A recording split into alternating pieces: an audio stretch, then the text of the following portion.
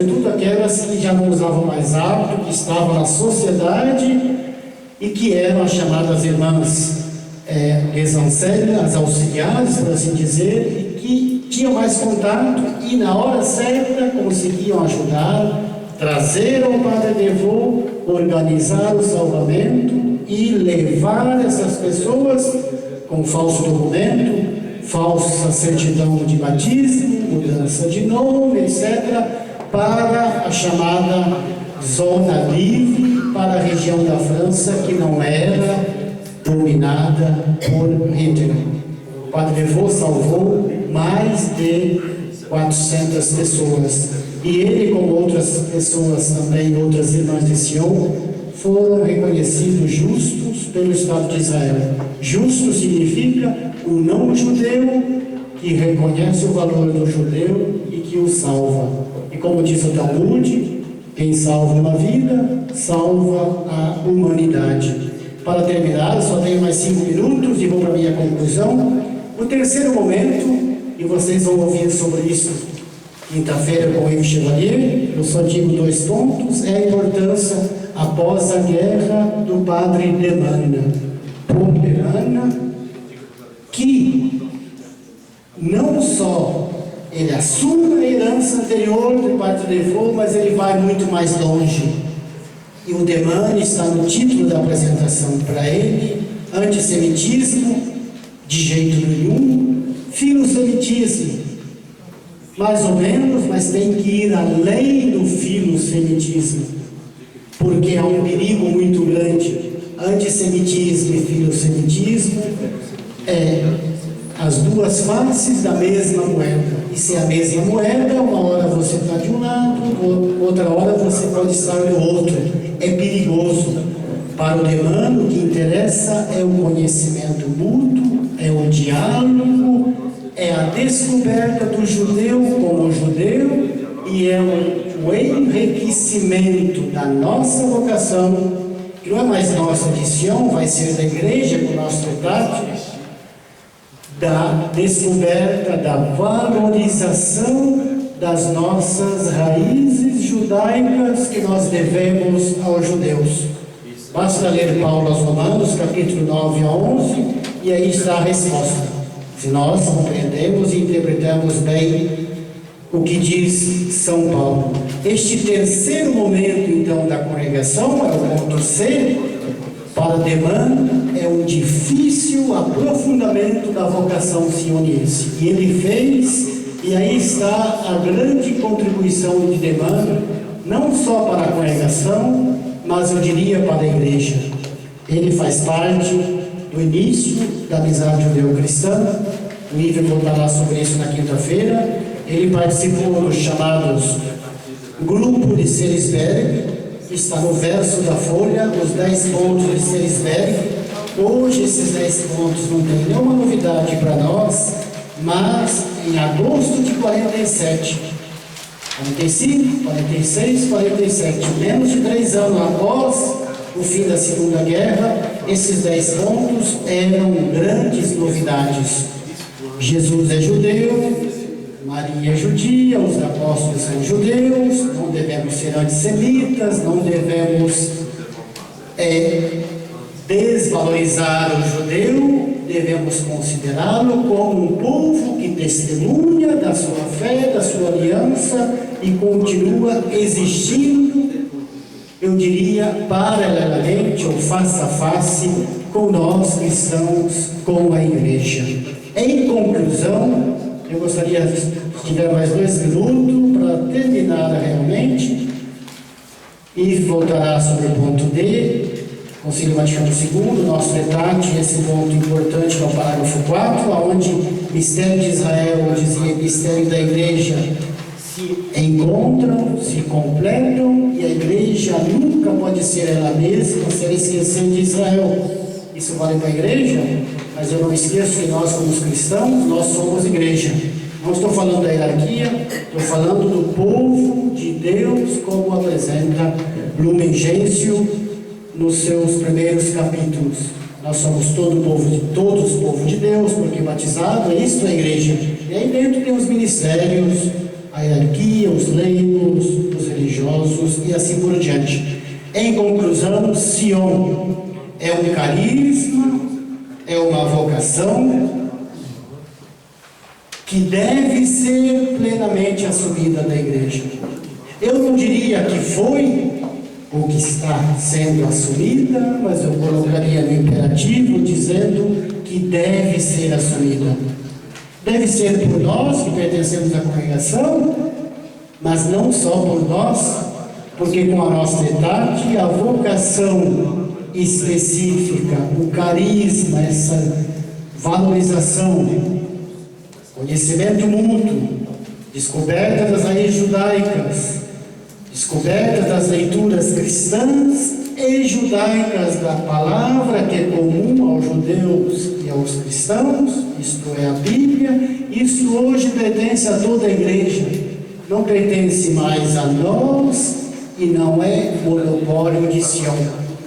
Dizendo isto, fica o desafio para nós de maneira mais aberta, que frequentamos o centro de estudos, me alegro de ver aqui rostos conhecidos, alunos e ex-alunos, mas o desafio maior para nós na congregação, religiosos, religiosas, irmãs, como de fato assumir plenamente essa vocação hoje na igreja.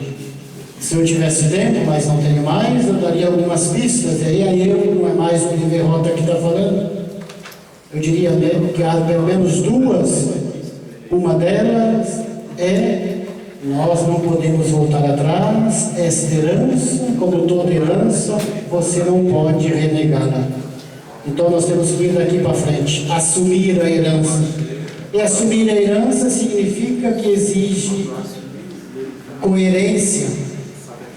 Significa que nós não podemos ter hoje o discurso que se tinha há 50 anos atrás, há 60 ou há um século e meio atrás.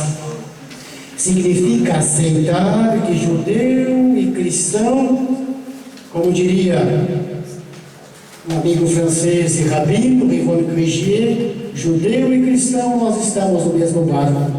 E se o barco afundar, pode ter certeza que não será só os judeus e não será somente nós que iremos para o fundo das águas. Então a vocação está aí, como, estando no mesmo barco, testemunhar da riqueza que recebemos dos judeus e ao mesmo tempo testemunhar da riqueza que nós trazemos como cristãos. Obrigado.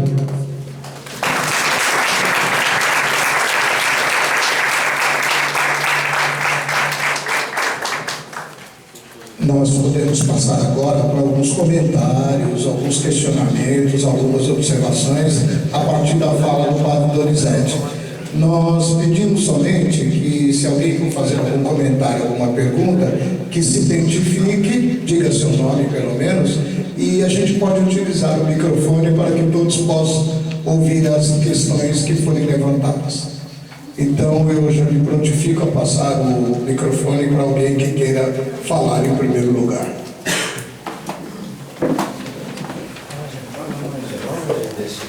Boa noite, meu nome é Sami, estudo aqui com um grupo aos sábados. Professor, a minha pergunta é bem simples. Paulo se dizia judeu convicto. Na explanação do senhor, no contexto geral, judeus que tiveram a iniciativa de trazer a realidade judaica para o mundo cristão e criou algumas controvérsias, né? A questão que eu trago é a seguinte: o senhor falou algumas vezes na palavra conversão. Se hoje a gente entende de forma moderna que cristãos e judeus são o único povo de Deus, o povo de Deus, a palavra conversão já não está caindo em desuso ou está sendo desprestigiada ou mesmo desvalorizada, e assim deveria ser?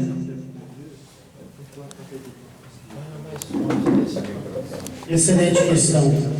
A sua pergunta já se encontra a resposta. Se nós entendemos conversão do ponto de vista bíblico, techuvá, volta para Deus, tanto judeu como cristão tem que voltar para Deus. Quem somos nós sem Deus? Então, a conversão, no sentido bíblico do termo, é aquilo que o nosso ETAD chama, no parágrafo 4, isto faz parte do patrimônio comum. Judeus e cristãos têm a mesma experiência da techuvá, da volta para Deus. Com uma diferença: o judeu volta para o Deus único e nós nos voltamos para Deus através de Jesus Cristo. Se entendemos conversão no sentido antigo, de mudança de religião, é claro que entre o judeu e o cristão, e a partir de nosso etate, isso não é mais, digamos, plausível, não é mais, não deveria ser mais praticável. Dito isto, cada pessoa é um mistério e não podemos ignorar tanto cristãos que se tornam judeus hoje, como alguns judeus que, de uma certa maneira, um momento ou outro pode se converter. Mas é algo do ponto de vista do fórum íntimo, da experiência da pessoa com o seu Deus. Não pode ser algo colocado em sistema, como se nós fôssemos, a moda do século XIX, converter o judeu como se queria converter o resto das nações que ainda não tinham conhecido Cristo. Isto não é mais possível com o Vaticano II e com o nosso tratado. Alguém mais? Alguma outra pergunta? Um comentário?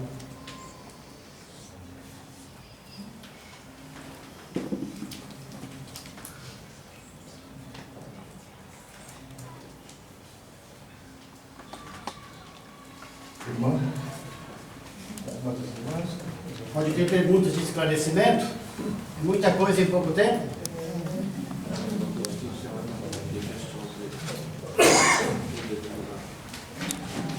Compreensão?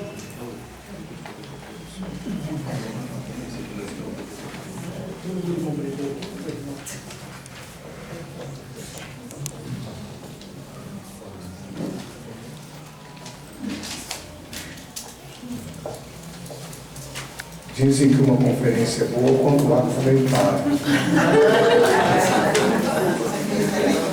Está com vergonha. Você pode descontrair um pouco. Algum outro comentário?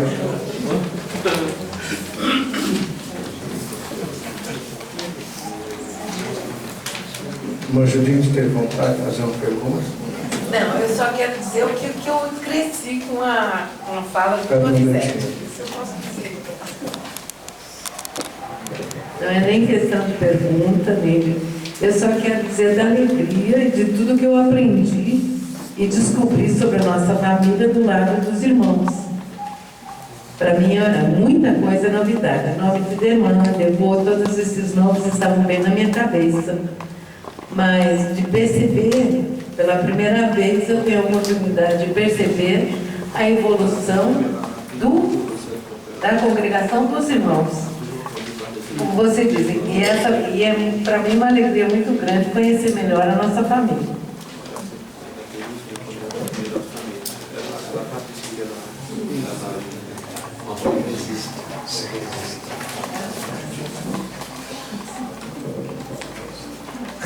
Obrigado pela colocação, muito interessante. Eu diria, em duas palavras, de maneira muito breve, que durante muito tempo, entre irmãos e irmãs, a ignorância foi maior do que o conhecimento mútuo. E isso diria ter diversas razões. Uma delas é porque são irmãos. Isto é, as irmãs eram numerosas, tinham colégios de presença, normalmente os padres e os primeiros padres iam onde as irmãs já se encontravam, e muitos deles trabalharam como capelão das irmãs. O lado bom é que como capelão você tem influência, você ensina, você celebra. O lado ruim, isso eu ouvi de irmãs idosas francesas, é que quando o padre de Sion ia celebrar no colégio, na hora da refeição, ele sentava com a superiora, com a conselheira, e as irmãs não tinham acesso a ele. Então, a dificuldade é mútua. Hoje os tempos mudaram, graças a Deus. A vocação é a mesma, nós somos duas congregações, mas a vocação é a mesma e a missão é a mesma. E tanto nós como as irmãs, nós temos muitas pessoas próximas, apostolado, associado e outras que descobrem, que se interessam e que caminham conosco. Amém, sem aleluia. Não com aleluia.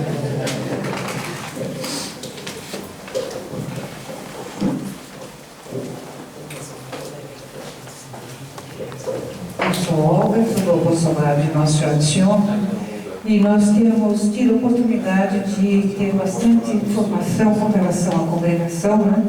Mas este aspecto que o senhor levantou hoje, especialmente da segunda, esse intervalo entre a Primeira e a Segunda Guerra Mundial, e esse período antes do Concílio Vaticano II, para mim era desconhecido. Então eu acho, para mim, para todos nós aqui, era um pouco desconhecido. Eu acho que foi extremamente importante porque ele tirou uma lacuna que a gente tinha realmente nesse conhecimento. E eu espero que o senhor continue sempre nos dando a sua formação. Para nós, o apostolado é extremamente importante.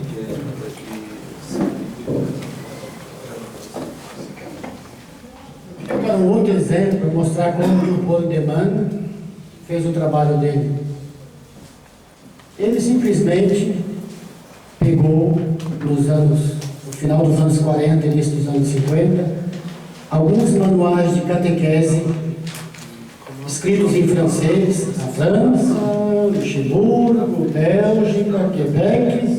Ele fez um trabalho de comparação para ver como é que, concretamente falando, o judeu aparecia nessa catequese, nesses manuais, como é que se falava do judeu.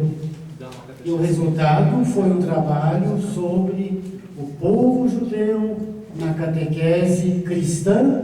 Foi publicado com prefácio de arcebispos, etc., na França, e esse trabalho marcou muito o Concílio Vaticano II e, de modo particular, nosso tratado.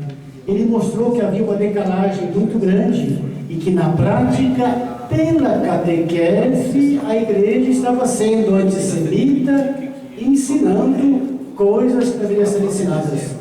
Eu digo isso porque aqui muitos de vocês, de maneira direta ou indireta, têm um envolvimento com este mundo da pastoral, da catequese. Há conteúdos a ser passados, reconheço, mas há o como se deve passar o conteúdo. E às vezes o como é negligenciado. Você quer ensinar uma coisa e acaba ensinando justamente o contrário. O trabalho de Emmanuel, desse ponto de vista, foi extraordinário para a igreja.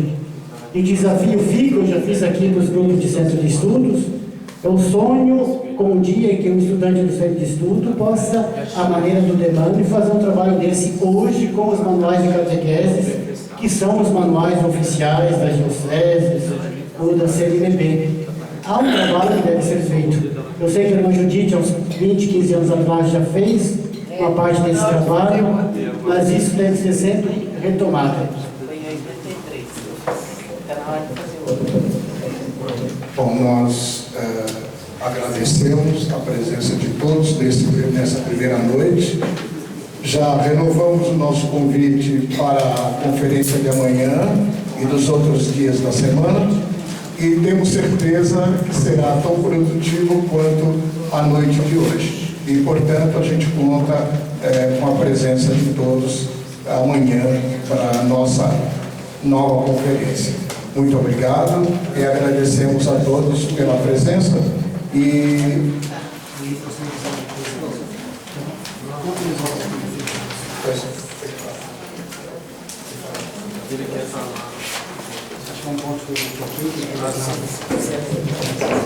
Luiz, eu gostaria de trazer uma pequena explicação, eu vou traduzir.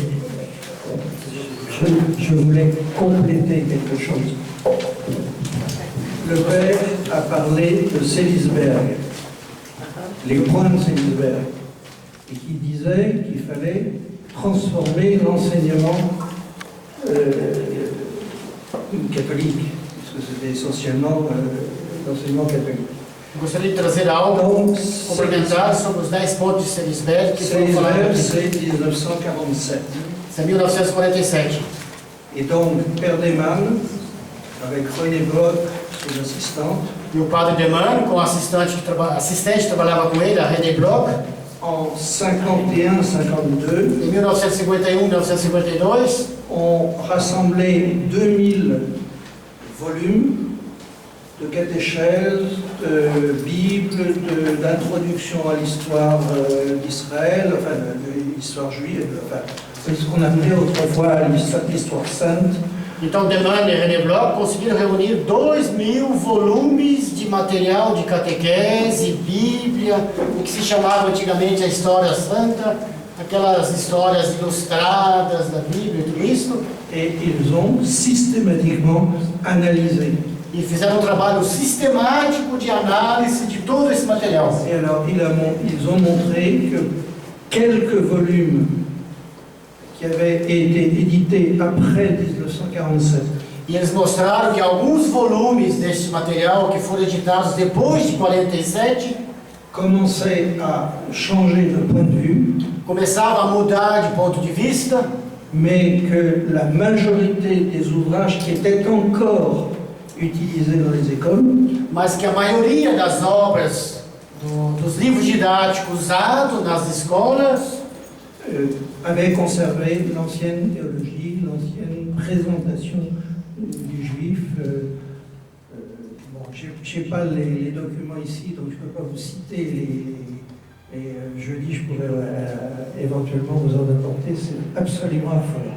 Então, a maioria desse material catequético conservava ainda depois de 47 ensinamentos errôneos a respeito dos judeus e assim por diante. Aí que está a importância então desse trabalho do Deman e da René Bloch. E para completar em 2 minutos, para a bibliografia, Jean de Jardin, que é um grande especialista dessas questões, escreveu um livro esse ano, Católicos e Judeus, onde tem um último capítulo. Ele atualiza, como é que ele fez? Ele mandou um questionário a todos os bispos, religiosos, paróquias, com algumas perguntas bem definidas. E a partir do resultado, das respostas, ele faz análise, a novidade desse livro. E fiquem tranquilos, o resultado é muito mais negativo do que a gente pensa.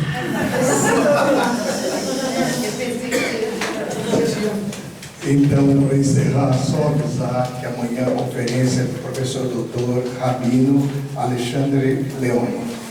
Contamos com a presença de todos amanhã. Boa noite. Boa noite.